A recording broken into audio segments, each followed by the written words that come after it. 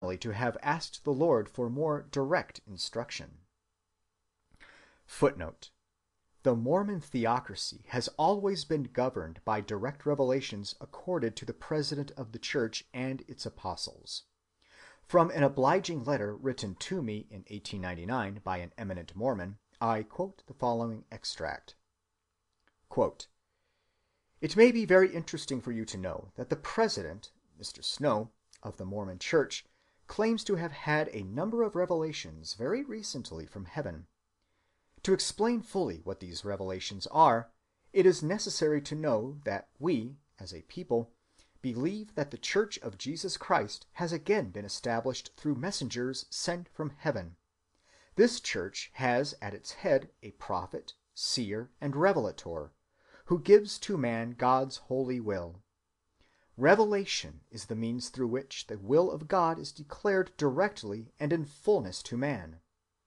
These revelations are got through dreams of sleep, or in waking visions of the mind, by voices without visional appearance, or by actual manifestations of the Holy Presence before the eye. We believe that God has come in person and spoken to our prophet and revelator." Close quote. End footnote. Other revelations are described as openings. Foxes, for example, were evidently of the kind known in spiritistic circles of today as impressions. As all effective initiators of change must needs live to some degree upon this psychopathic level of sudden perception or conviction of new truth, or of impulse to action so obsessive that it must be worked off, I will say nothing more about so very common a phenomenon. When, in addition to these phenomena of inspiration, we take religious mysticism into the account, when we recall the striking and sudden unifications of a discordant self which we saw in conversion, and when we review the extravagant obsessions of tenderness, purity, and self‐severity met with in saintliness, we cannot, I think, avoid the conclusion that in religion we have a department of human nature with unusually close relations to the transmarginal or subliminal region. If the word subliminal is offensive to any of you, as smelling too much of psychical research or other aberrations, call it by any other name you please, to distinguish it from the level of full sunlit consciousness. Call this latter the A region of personality, if you care to, and call the other the B region. The B region, then, is obviously the larger part of each of us, for it is the abode of everything that is latent, and the reservoir of everything that passes unrecorded or unobserved. It contains, for example, such things as all our momentary inactive memories, and it harbors the springs of all our obscurely motived passions, impulses, likes, dislikes, and prejudices, our intuitions, hypotheses, fancies, superstitions, persuasions, convictions, and in general all our non-rational operations come from it. It is the source of our dreams, and apparently they may return to it.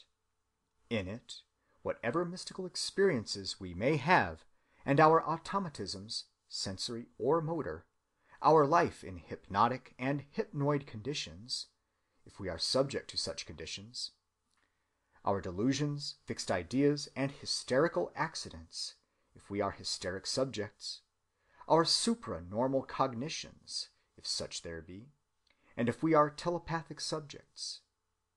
It is also the fountainhead of much that feeds our religion. In persons deep in religious life, as we have now abundantly seen, and this is my conclusion, the door into this region seems unusually wide open. At any rate, experiences making their entrance through that door have had emphatic influence in shaping religious history. With this conclusion, I turn back and close the circle which I opened in my first lecture, terminating thus the review which I then announced of inner religious phenomena as we find them in developed and articulate human individuals. I might easily, if the time allowed, multiply both documents and my discriminations, but a broad treatment is, I believe, in itself better, and the most important characteristics of the subject lie, I think, before us already. In the next lecture, which is also the last one, we must try to draw the critical conclusions which so much material may suggest. End of Lecture 19.